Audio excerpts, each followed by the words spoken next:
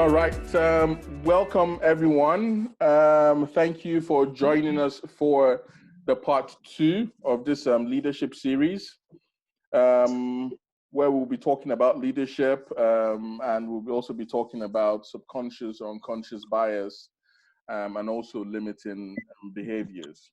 If you've just joined in, please, if you can have your mic muted, that would be great. You can leave your video on or off, whichever you prefer. So just a quick intro about AFBE. So AFBE UK is a not-for-profit organization that seeks to get young people into engineering. Now, we have special but not exclusive emphasis on people from BAME backgrounds, and we have a range of programs that focus on attraction, retention, and leadership.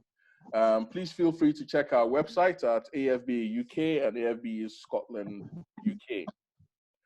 Now, this Let's Talk About Leadership series takes a look at some of the key issues that makes up the glass ceiling restricting BME professionals from attaining leadership positions and responsibilities in their workplace.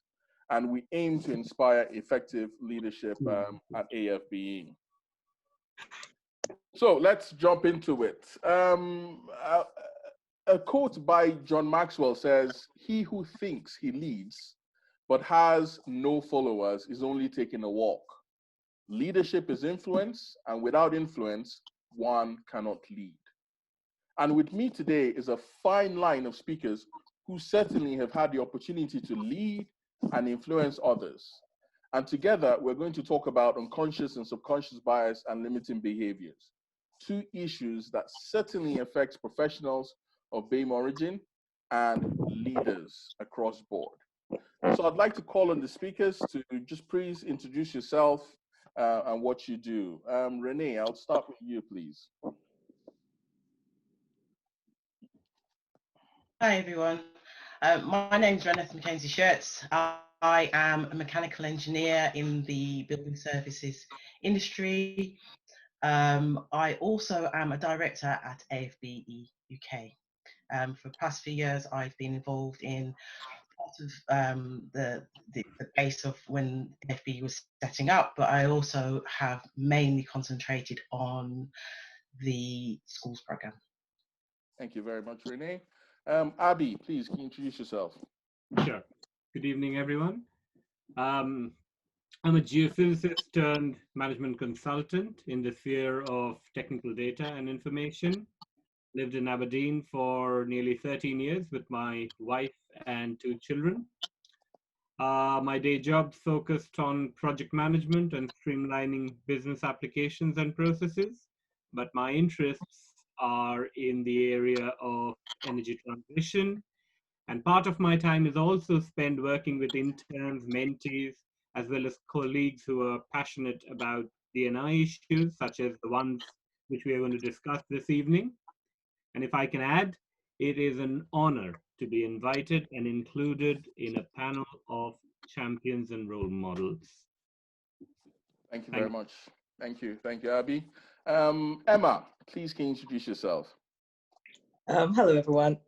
My name is Emma O'Hara. I am a lawyer and I have worked in the oil and gas industry possibly all of my career.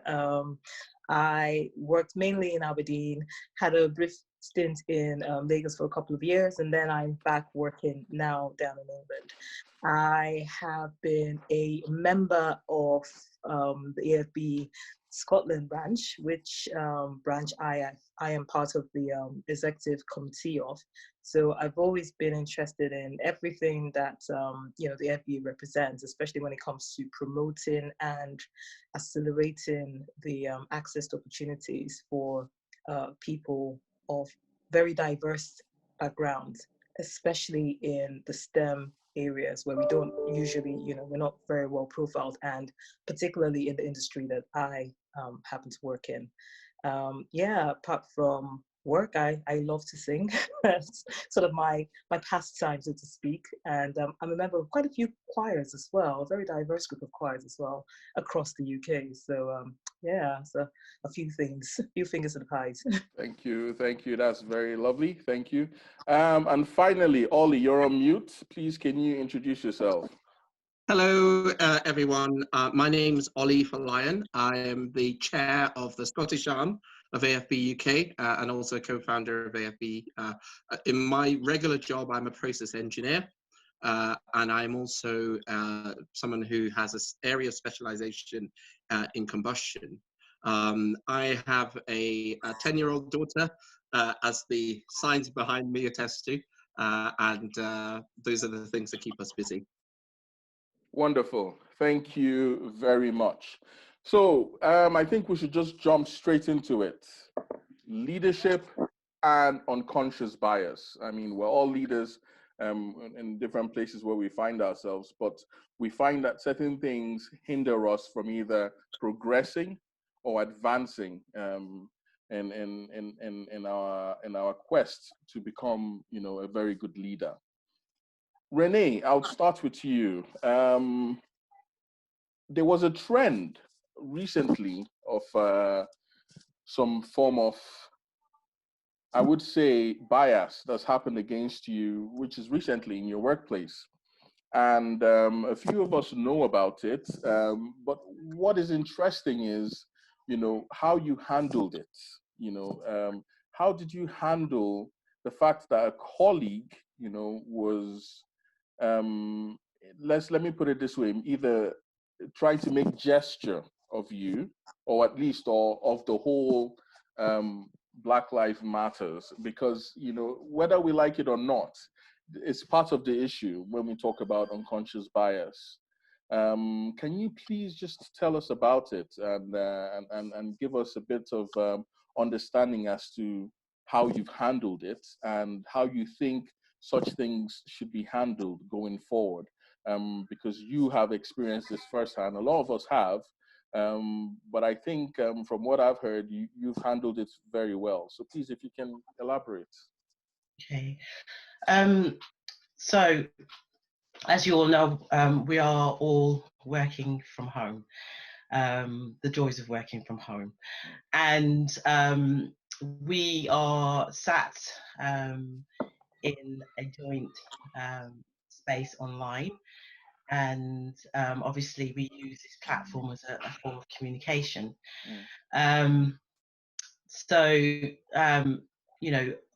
We are all individuals, we work with each other, we have our own way of viewing the world, and we have our own ways of communicating. Unfortunately for myself, I think I had a couple of days where we all say good morning to each other, it's civil, but this particular 2 mornings in a row, there were inappropriate gifts used to say good morning, which could have double meanings. The real issue was there was another dynamic happening which I had to address prior to it. So it didn't have an innocent double mean, didn't have an innocent appearance. Even if meant to be innocent, it had an unfortunate double meaning.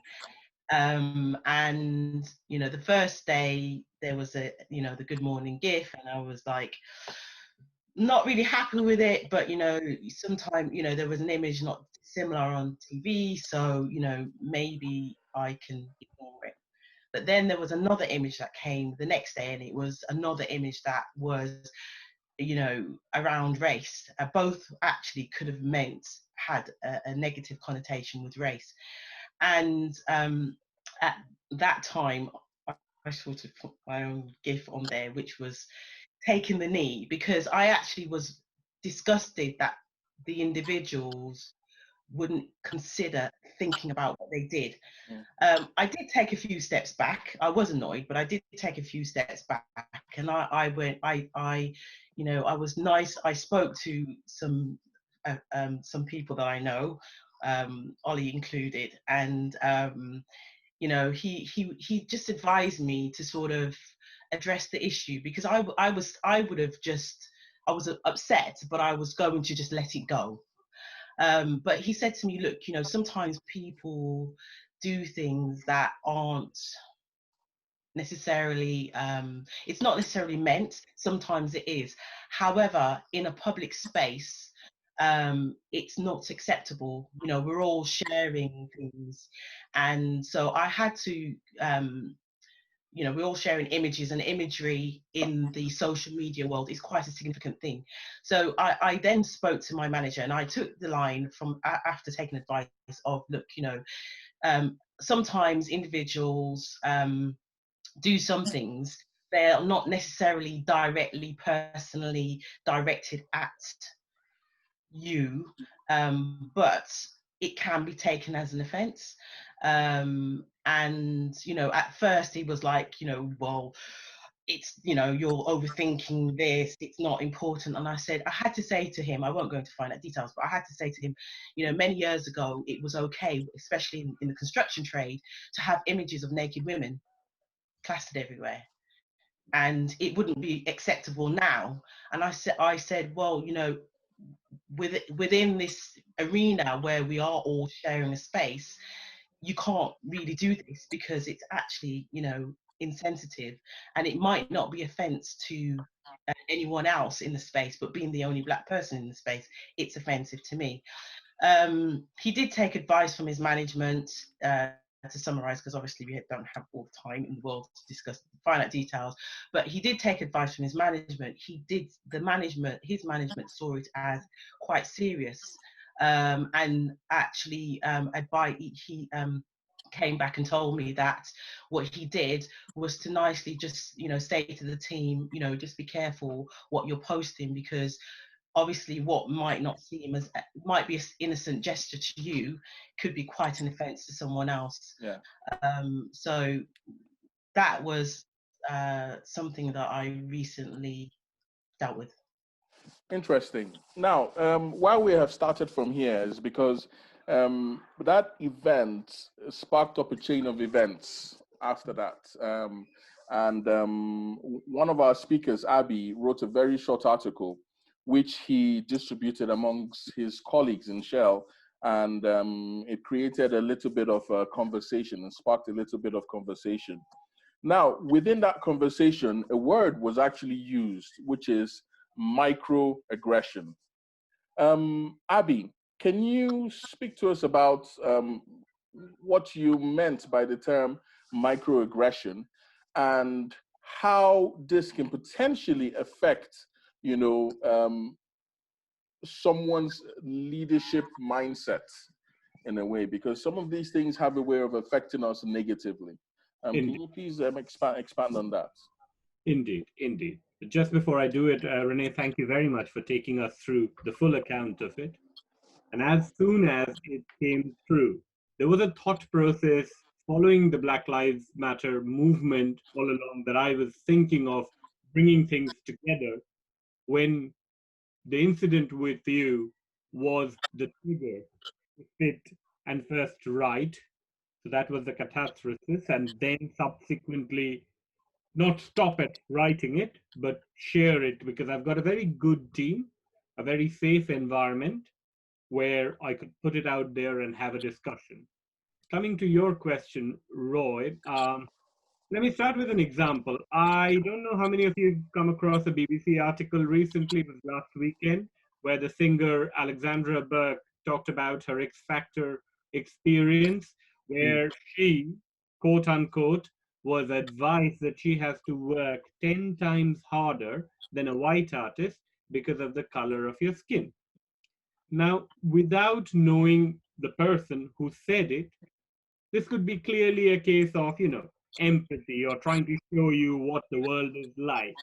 But unfortunately, these everyday slights, indignities, put downs, and insults are those which, as Renee said, as the only Black person in that room, that feeling of marginalization is what is loosely termed as microaggression. How are they different? They come across as compliments at times, but but it highlights the person's difference from the majority. It can also be very confusing because of its ambiguous nature, leaving the recipient with a sense of uncertainty that should I feel hurt or is it okay to feel offended? And that is why it is different from somebody coming up to you on your face and saying a derogatory term. The other aspect of microaggression, and that's why I dealt into it a little further, is from the perpetrator's point of view. Now, we always have something in mind to simplify things when you think about a racist person. Now, you can be racist even if you don't intend to be one. This is almost like an implicit bias where racial stereotypes and assumptions, they infiltrate our subconscious and we act in racist ways without knowing it. And we're talking about ordinary folk who think of themselves as good, decent ones with moral values. So again, both from a victim and from a perpetrator's point of view, this is something which needs to be, dealt at a deeper level. If someone asks me, your English diction is good, your articulation is good, did you actually do a first degree in this country? I said, no, I studied English in primary school from where I came from. Oh, I didn't realize they speak good English there. Now, how do you take it? You can take it as a compliment and walk away. But at times, you have to think and say that, okay, is that what your feeling is? Then you probably need to question that. Why is it so? So, we see microaggression, particularly from a gender point of view, because we have almost equal representation on this call. How often a female in a discussion in a workplace, unless occupying the position of power as the chair, gets shut out during a close conversation? Unless we are very, very conscious that we are excluding the person. So that is also another example I try to identify with, because I am guilty of the same unless I'm very conscious of it. Okay. So what I get from you is, we should be very conscious towards our actions, both as the victims and also as perpetrators, because as it seems, any one of us can be perpetrators as well as any one of us can be victims. So this means taking conscious effort when dealing with people. And I believe that's one of the elements of being a leader. You have to make very conscious efforts in dealing with people, because you are meant to influence, you're not meant to destroy and or be derogatory towards people. That's very interesting. Emma, I'm going to jump onto you. Talk to us about the way you see, let me say, people of BAME origin and the way it is within the workspace. How has this issue of unconscious bias played out within the workspace? Which, you're within the legal team, so I'm pretty sure you must have had complaints from people around, and people also confiding in you. How have you seen this play out within the industry, the issues of unconscious bias, and how has it affected people negatively, and created some form of vacuum where, I'm not going to go there because those people are not nice. I'd rather not volunteer for that role. I'd rather not get involved in that situation. And you just find that people are hands up in such situations. Can you tell us how it plays out in the industry? Well, thankfully, Roy, I'm not in HR, so at least I don't have to receive reports, which I think would be a very emotional and very sensitive role to play. But no, you're completely correct. There's something that you just said actually about leadership. And when you said that, what just came to my mind was the fact that in reality, a lot of people who come from certain backgrounds tend to have to lead themselves in the workplace. And I say this because we often don't find role models who we can latch onto, or we don't, the mentoring programs that are available. Of course, companies have structured mentoring, and that's fantastic. But sometimes, when you need to have an informal mentor, you have to either make the very deliberate decision for yourself to go out and get someone, or you just end up, again, like I say, leading yourself. And for someone who, for instance, like myself, I am a Nigerian female in a workplace where I'm carrying out a legal role. I haven't found leaders very often who look like me or have the sort of background that I have for me to, maybe just go off to get certain tips, certain learning experiences from, just basically just try and find someone to bounce things off. And I'm not saying that you necessarily need to have a mentor who looks like you, but it does help to have someone to look ahead to see how they plotted their way through the system, and see how it is that you can also try and either mirror the examples or, learn from them and all of that, and in terms of unconscious bias as well. Again, Abby talked about microaggressions. Sometimes you carry a lot of, there's a burden that you carry because, like Abby even explained, it's a perfect example that he gave where people might say things like, oh, your English is so good. And, it's okay, maybe the first couple of times you hear it, but then you hear it again and again. And it, that sort of thing, it burdens you. It actually starts to, it nudges against you. And you get a few more nudges like this from other comments that are made, and they're made unconsciously. They just made, people don't mean to make them to offend you, but you take that away with you, and it's, you look at opportunities that come up sometimes in the workplace, and you're thinking, oh, I don't have to deal with all of this in this particular team, so maybe I'll just step away from that opportunity, because if I join that team, maybe because of the lack of diversity, or maybe because you've been at a pub night out, for instance, and certain remarks have been made, not necessarily of your own race, maybe of another race. It's not a work event, so to speak. It's like a social event. But those things, they stick in your mind. And you think, well, if you're talking this freely around me about certain things that you shouldn't really be saying out loud, I don't know if I really want to be, in a very close working relationship with you where I'm not sure I trust the kind of person that you are. So those things also, they shift you away from wanting to pursue certain opportunities. And of course, there's always the argument of go after it. At the end of the day, your end goal is, the ambition that you have and, all of that. But we're human beings. And, I love Renee's initial, her opening into this discussion. We're working from home. We're all, we all have like different, there are things that we're burdened with already. And then sometimes you have to deal with those things that we're generally burdened with. And then you also have to deal with the other little, microaggression, little, things, again, that nudge against your, just who you are as a person. And we pile all these things on. And to be honest with you, I think that's why it was a very difficult past few weeks for certain people when, a lot of things were kicking off in the world, and you had to, take that on and try and focus on work and try and focus on, how to get through your day. But a lot of things just kind of just pile on. So the truth is, it hurts all of us. It hurts the workplace because they're not getting all, not that they're not getting all of the commitment, because you're still working hard, but the deep dive in, sometimes you're cautious about interacting and all of that. And that definitely hurts the workplace, because you don't fully participate in the team out of a worry at the back of your mind. It hurts you as well.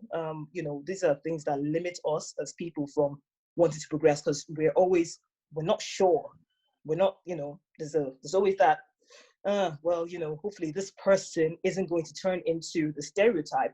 And then it's always nice when you meet a surprise. But the sad truth is that the stereotypes are far and in between. So you prepare yourself to meet what you're used to. And again, I don't want to say things that make anyone feel guilty, because the truth is, even as a Nigerian, when I moved to this country, 15? I can't remember how long it's been now, 15 years ago or so. I know exactly, there were certain things that I had born in my mind, and I had to shed those assumptions. But the truth is, I feel that I have had to adopt more than people have had to adapt to me. Does that make sense? Like there's, Yes. you have to do so much more work. It feels like you're pleasing people sometimes. Yes, and it just doesn't really make the the progress and the process through your all the career ladders that you have to sort of climb through to get to where you get in or where you have in mind. It doesn't. It's twice the labor. This is very interesting. So from what you've just discussed and from the few things you've mentioned, there is a barrier there. And that barrier can be limiting to a leader, basically. Unconscious behaviors and things like micro inequalities have the potential to cause people to not give their best at work, either professionally and socially, which is possibly why you would find that a lot of times people of BAME origin within the workplace tend to not always have social outings with their peers, for one thing or the other, and this can also result in underperformance and attrition and all sorts of things. Now, moving on to you, Ollie, you have, as part of the founders of AFBE, you've been involved with AFBE, I think, for the past, is it 15 years or 13. 13 years, yes. You have seen a lot of professionals come and go, especially within the Aberdeen space and with the cycle of oil and gas price. How would you describe, this issue of unconscious bias and amongst, people of BAME origin? Because I want to believe that, we are also at fault. I want to believe that we also have some form of unconscious bias against ourselves. Great leadership starts from looking within. So let's talk about this issue from within first, before we now start talking about externally how we deal with others who can be biased against us. So you've seen quite a lot of people come through the AFBE. You've been involved in a lot of industry events. How would you? And I know you've also been to a lot of meetings where people of BAME origin should technically have been supporting, the AFBE agenda, but are seen to be standing blocks, basically, and working against it. So how would you describe this issue of unconscious bias, especially amongst people of BAME origin? It's a very, very interesting question that you raised, and just some really powerful topics that we've been speaking about today. I wanted to just first of all put those behaviors in a context. So in order for anyone, and bearing in mind that what we're talking about is how we can defeat the barriers that we face and basically reach our potential. Yes. In order for potential to be reached in any context and for anyone from any background, there are three features that are typically a part of that mix. Three things that you see with anyone in any situation that progresses to become a leader. The first one is that they must have around them an enabling environment. So they must have something that allows them or gives them the permission to use some of the skills that they have and to use some of the abilities that they have. There must be representation. And however you can be the most talented person in the world, you can have yourself completely sorted out.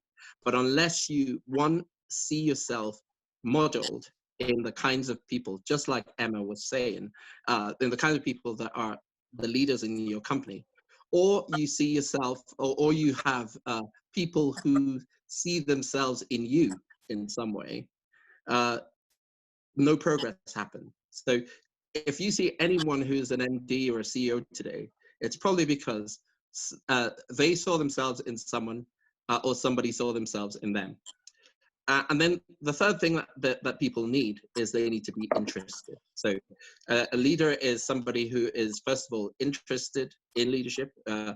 Otherwise, they would not have progressed to that stage. They need to be somebody who basically has some form of representation, and they need to be surrounded by a reasonably enabling environment.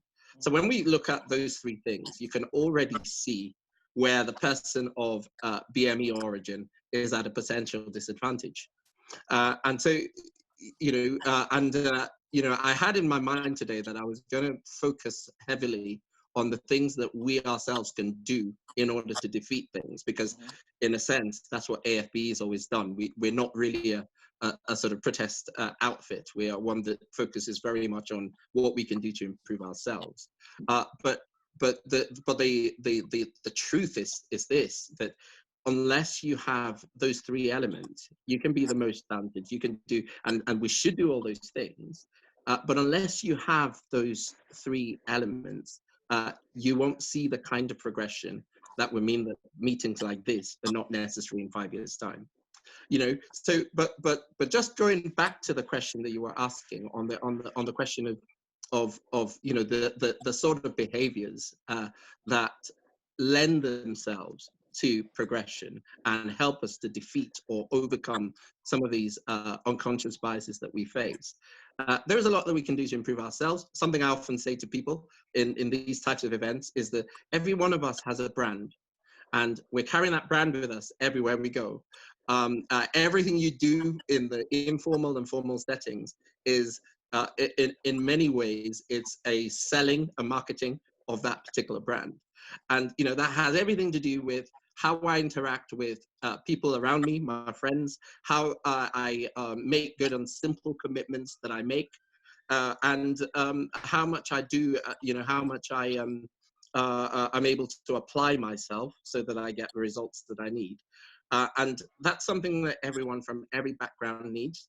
But I often feel that almost because we have become accustomed to not being potential candidates for leadership, we've kind of accepted a certain norm. And to some extent, it's that norm that keeps us keeps us and hinders us sometimes from progressing. I had a very interesting conversation with somebody last year. There's a colleague, a friend of mine, a very talented guy, a talented engineer. In my view, even before he told me anything, I knew that he had the qualities for leadership. But you know what he said to me? He said, I'm having a pretty good life just now in my job. And he was worried that if he was to aspire to anything higher, this is despite the fact that he's clearly interested in it, has the temperament for it, could be a leader. If he was to aspire to anything, he fears that the kind of backlash or the kind of resistance that he will face would be too much. And so because of that, he sits in this very comfortable position. And I had to explain to him that you and I owe it to all of the people that we mentor to be our best selves. I need everybody on this call to basically reach the potential that they can. Because when you do, it's not just about yourself, it's not just about your business benefiting. It does a lot of social good. There is some cousin, uncle, nephew somewhere who can say that my nephew, my uncle is a manager at such and such a company, and that raises their aspiration. So there are a lot of things that we can do, but without creating an enabling environment, without actually starting to create the kind of contexts where representation happens, and without the application of ourselves in everything from the very little things to the larger things, we won't see a change. This is very interesting, Oli. Thank you very much for that. One of the things you said is within create context, and you mentioned where a potential leader who's in place sees somebody else or sees himself in somebody else who he believes he can pass on the baton to. That's some form of bias. That's affinity bias, if I'm not mistaken. And it means that, and if I tie that with your last statement from your friend who was an engineer, he doesn't want to face backlash because he feels if he were to step up to say, I'm ready to take on this position, I want to be a leader, he fears, bear in mind, it's just a fear. He fears that he would receive a certain type of backlash that might affect or disrupt his comfortable environment. That's correct. Now, they say success is on the other side of fear. And that brings me to the third question. You says we need to apply ourselves. And part of applying ourselves is being able to recognize the different types of bias that exist, being able to recognize what your expectations may be, and also being able to manage it. But most importantly, being able to apply yourself to break through that barrier. Because if you don't apply yourself and if you don't break through that barrier, what you find is a cloud, of very good people from BAME origin, but not really progressing. You just have one or two progressing past the cloud or shooting past the cloud into the stars. It's And one that's an reason issue. why. I mean, this is slightly anecdotal, but I'm sure there's a real basis to it. Tend to move companies quite a lot. So putting aside downturn, putting aside all of those things, we know through our experience at AFBE, many people from BAME origin who basically looked at the space in front of them, looked at the potential for progression, and had to have a word with themselves that this is not going to go, this is not going to get anywhere. I do not fit this particular profile. Now, you could argue that to some extent is basically a self-deselection to some extent. However, that attitude or that mindset doesn't exist in a vacuum. It's happened because certain things have been reinforced over and over and over again. So in order to defeat that, you almost need to create that atmosphere around, you almost need to create that environment. And this is where, this is what networking is really about. And this is what mentorship is about. It's what role models are about. It's really about empowerment. It's really about finding the people who have kind of walked that journey and basically trying to find out exactly what life has been like for them. That's why AFB started. Okay, so this is interesting. Just a little bit of news for those of you who are not aware. Within the AFBE, we're creating a mentorship program. So if you would be interested in partaking in this mentorship program, you can as well just send a message or to Maria. If you check Maria, she's one of the co-hosts. You can send a message to her privately or to myself with your name and email address, and certain questions will be asked of you. So the whole idea is we want to be able to get role models and mentors within the industry who can help upcoming professionals. Now, talking about, you mentioned something about self-deselection, and that is removing yourself by yourself, basically. And this brings us to limiting behaviors. Because limited behavior is something that, or behavior that keeps you from achieving success. And certainly from every conversation we've had, there's a lot of either below the line thinking for various reasons. There can be various reasons attached to it, but ultimately that is one of the limiting behaviors. Renee, can you speak to me about limiting behaviors? How can a leader apply himself to overcome, some of these challenges? Because whether you like it or not, you will face the challenges. Whether you are stagnant in your technical role or you want to advance to a more executive role, you will face such challenges. So I believe if I'm going to drink, there's a saying, if you're going to drink water, drink the best water, kind of. So why not tell me what you think we should be doing with regards to limiting behaviors and how we can overcome them to be the best people or the best person we can be? Personally, I believe everybody has self-doubt. It's especially when you want to do something that you believe is outside of your normal sphere. Um, but um, one of the things I'll put it from the AFBE angle, because I've done a lot of years of doing this, and I apply it to myself.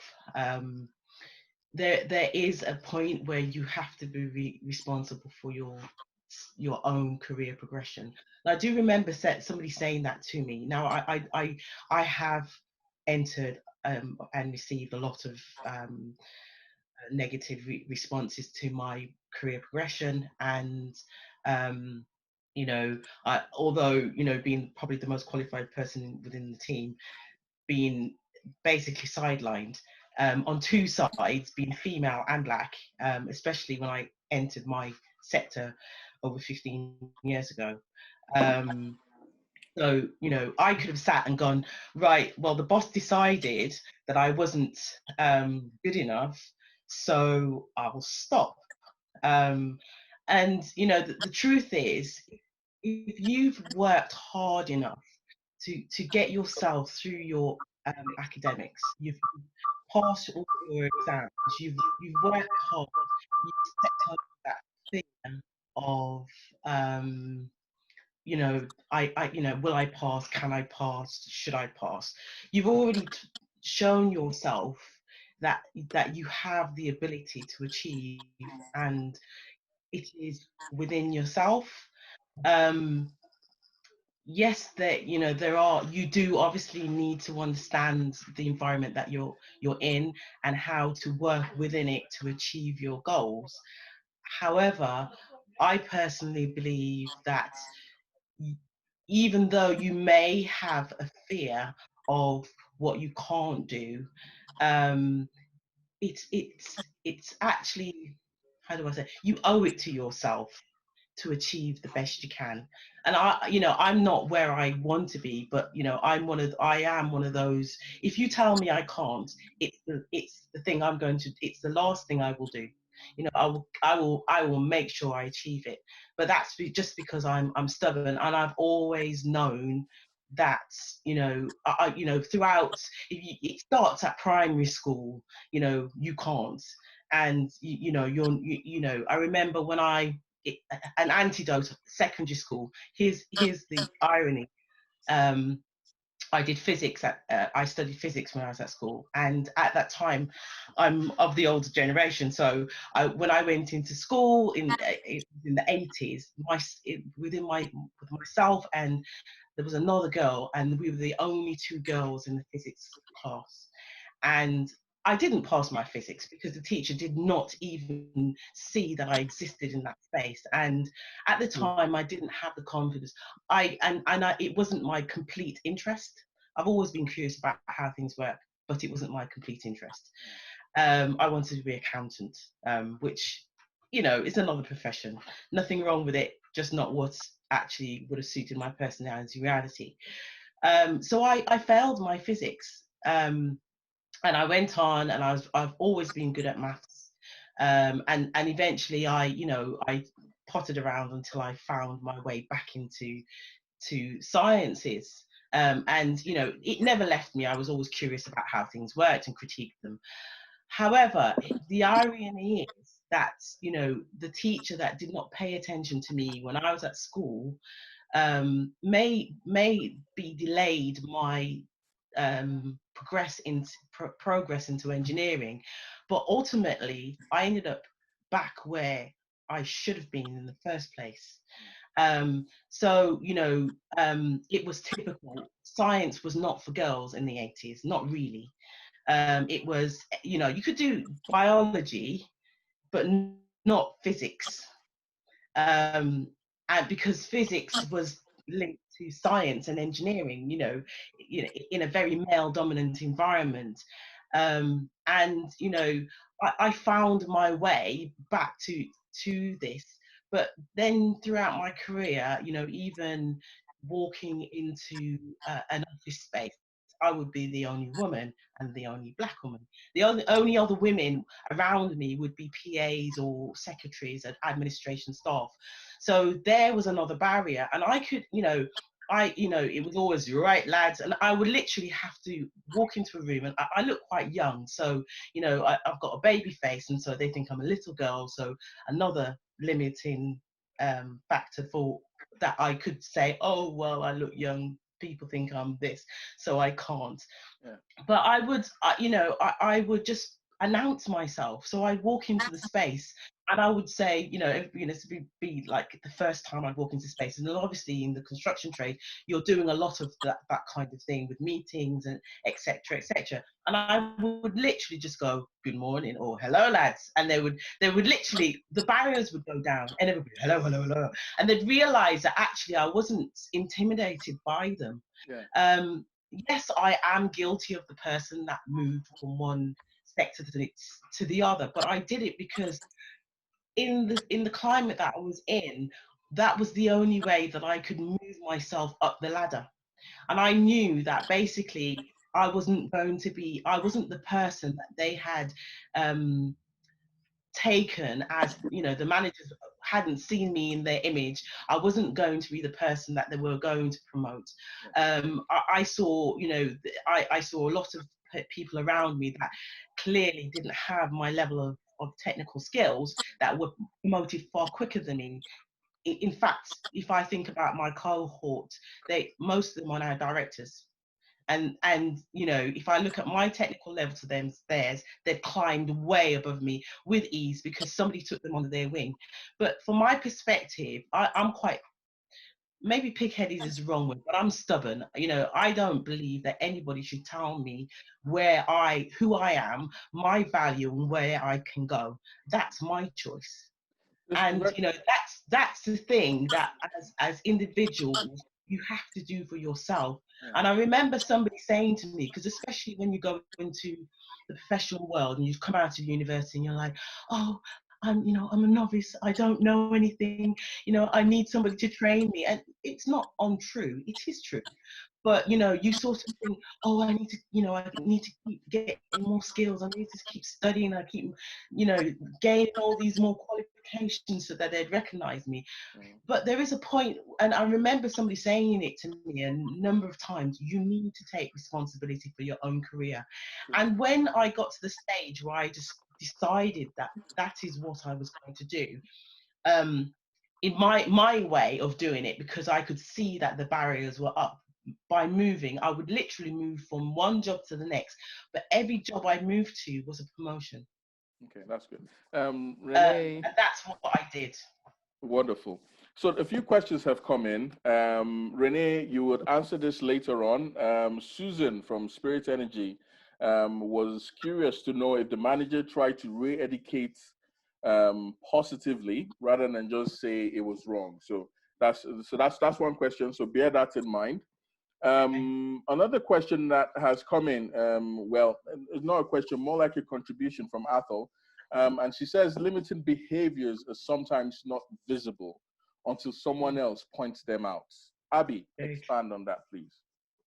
Yeah, happy to do that. And that's a valid point, really. I mean, we've talked about biases, we've talked about limiting behaviors, but the overarching question is, okay, so what's the way forward?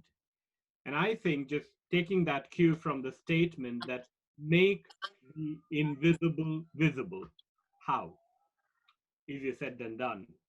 Firstly, practice constant vigilance. Learn from your own biases and fears. That's the first thing that I could think of. The second is what, I'm sure there's a word for it. It's called experiential reality. It is about, I have had my own... Abby, you're breaking up. I thought that was just me. Abby, your internet is breaking up. Ecosystem in which Abby, your internet is breaking up. Nourished, I have grown. Okay. I have my ups and downs in my career. You interact. Okay. Sorry? Back. Abby, your internet is bad. Emma, can we switch to you? Abby, if you can log back out and log back in, that'll be fine. Well, we just carry on with Emma. Yes. So invisible limiting behaviors. I'll just try and take it from where Abby left off. So I've obviously spoken a lot about, you know, my background and the limiting behaviors that I've seen. But no, carry on, Emma. Continue, please. Oh, okay. Yeah, I was just going to. Oh, right. I was just going to say that from my own experience as well, one thing I will say about people from certain backgrounds, I'm going to use my background. My background is a Black African background. We have a very scarce mentality when we look at opportunities. We look at things as only being enough for a few. We don't really see ourselves as being able to take advantage of all the opportunities that are out there. So what we do is we circle around what we think are the little that is available in, you know, the workplace that we're immediately in, or even in the larger industry. And that is a problem. Ollie mentioned something about networking earlier on. We do not network. We do not. We actually are very one-man band type people. We just, you know, we pursue things on our own. We chase success on our own. We try and attain things on our own. So those things are very invisible, but they chain us all the way down. And that's what stops us from being able to really actualize our full potential as a group. Because once the individual is able to connect with the next individual and onto the next individual, then the group is able to see access. And we don't have that reality. There's a few of us that are aware to it. A lot of us are unfortunately, you know, we're hampered by what we think is available here on the ground. But Abby, sorry, I'm just going to throw that back to you. No, I'm sorry. I mean, I knew it was a premonition that when I'm going to speak, it will happen. Anyway, just to continue with what I was talking about around experiential reality via interaction with people who come from a completely different background to actually, you know, feed into that first thing which I said about learning your own biases and fears. But I think the most important bit is be open to discussing your limiting behaviors without being defensive if that is brought up. That is also something that needs to be practiced because it's so ingrained in us that when it is not about the work, but it's about a belief system that someone talks about, you are immediately defensive. Hear the person out. Look for examples. Try to think back and then, you know, come up with a plan. So I think it's a very valid point. Limiting behaviors at times are pointed out by others more than yourself. But one of the ways that I do it when I deal with mentees or even direct reports is try and establish the fact that I have skin in the game. Your success is reflected success for me. So think about it in that point of view, that if I am critical of you in certain respect, in this case, limiting behavior, it is my concern speaking out in a non-judgmental way. And certainly it should be across a one-to-one and not, you know, within a space where you have multiple people. Thank you very much. Certainly, we have a few key things that keep coming up here. You know, from you mentioning, you know, you have to practice constant vigilance, to Emma mentioning you need to take advantage of situations, you need to network, all the way to Renee, who has also mentioned that don't let anyone define you. You have to define yourself, and you have to put in the effort. You know, now putting some of these things together, you know, Ollie, would you, because I'm conscious of time, would you kind of sum up, you know, what your take is on limiting behavior, and what the AFB is doing with regards to trying to help people of BAME origin, you know, to not just overcome, but also to be successful in every sphere of life that they're involved in?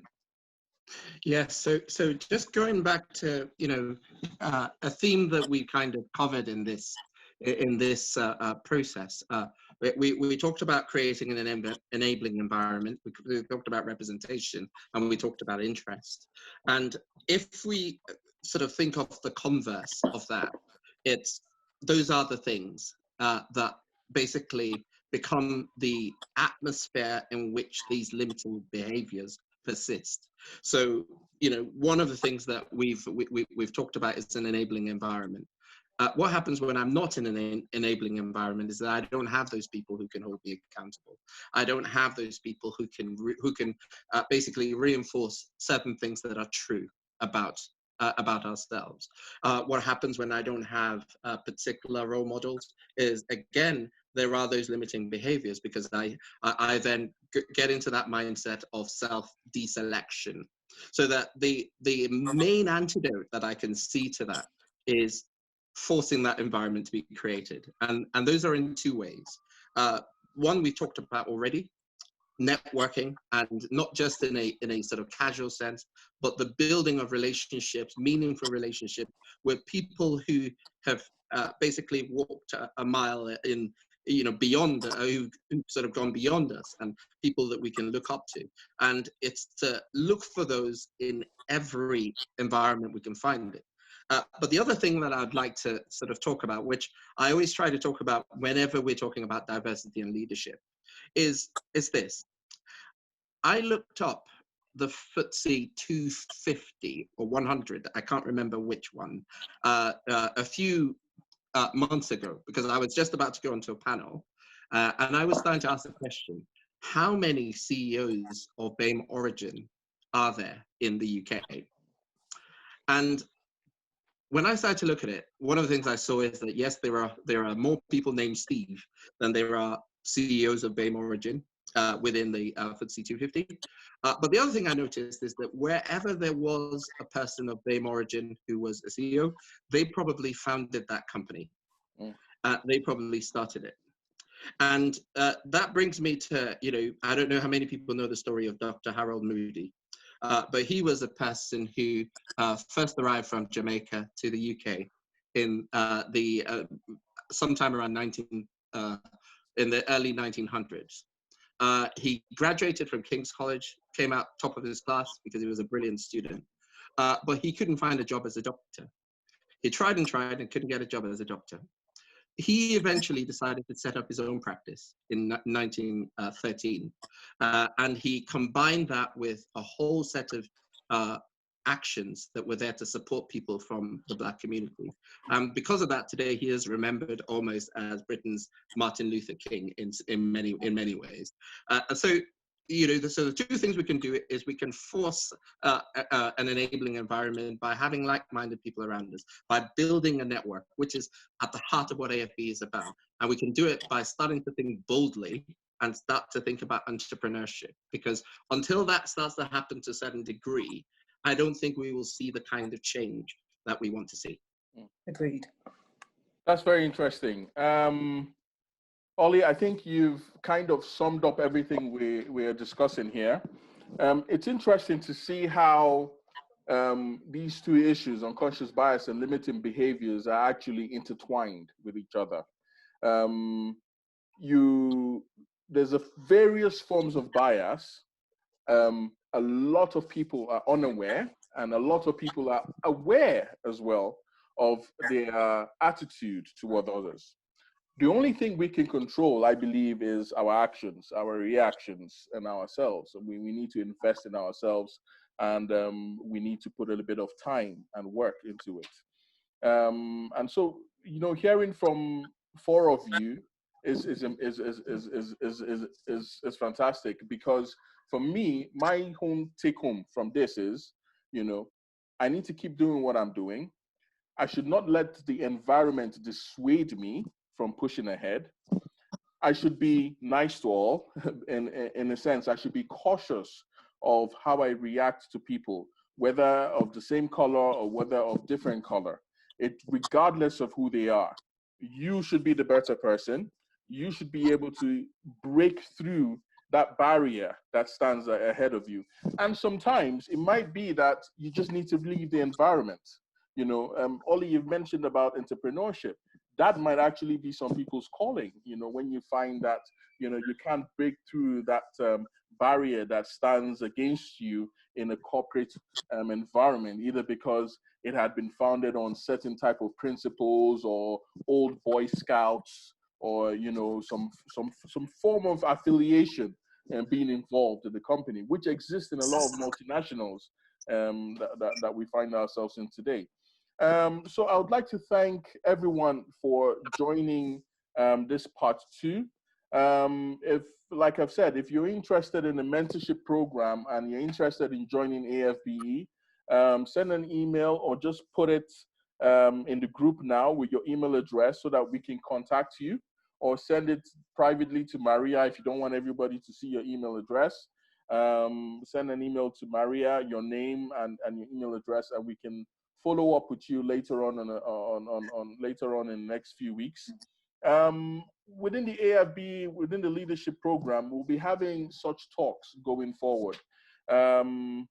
Next one will be most likely in August. We are yet to set a date, but the minute we do, we'll set a date and then we'll send an invitation to everyone. Thank you to our speakers, Renee, Abby, Emma, and Ollie. Apologies from the 5th speaker, Jimmy. She had to back out at the last minute due to medical reasons. She would have been a great speaker to have, but I'm sure we'll create time for her later in the future and have her on as a guest. Roy, can we talk about can we tell people about the awards? We've extended yes. the. So actually, Ollie, can you just talk about it, please? Okay. One of the ways in which we are going to be recognizing or promoting, helpful and healthy cultures in companies will be through an awards ceremony. It's our biennial award ceremony. Happens every other year, and it will be happening this year on the 26th of November at the Ardo House Hotel, and we've got Colette Cohen, the CEO of OGTC, speaking. We are still in the process. We actually had a call for nominations that ended on the 12th of June, and thanks for those people who handed in nominations. But there are a few other people who, as a result of the lockdown and so on, haven't really been able to, if you like, pull things together on time. So because of that, we've extended the deadline to the end of July. So if you are interested, please go on to www.afbe.org.uk, go on to events, go down to where the awards, the gala and awards are, and you'll find the forms there. And you can complete the form and send it to info@afbscotland.org. There are 4 categories: Young BAME Professional of the Year, doesn't have to be an engineer. We've got the Mentor of the Year. They don't have to be BAME. We've got the Company of the Year, and that's looking at the whole from a diversity and inclusion standpoint. And we've got the BAME Leader of the Year. So that very much ties into what we're talking about today, Roy. So thank you very much. Thank you very much. You can all find the link to the AFB Awards. It's already posted on the chat group, so you can just click on it so it opens in a browser. Again, thank you to everyone who was able to make it. I do appreciate that we've just gone over by a few minutes, but I believe this was an exciting conversation. There are also a few questions that have been asked. I think Emma has been able to respond to them. But either ways, thank you all very much, and look forward to having the next session very soon. Thank you. Thank you. Thank you. Thank you Thank you. very Thank much, you guys. all. Thank you.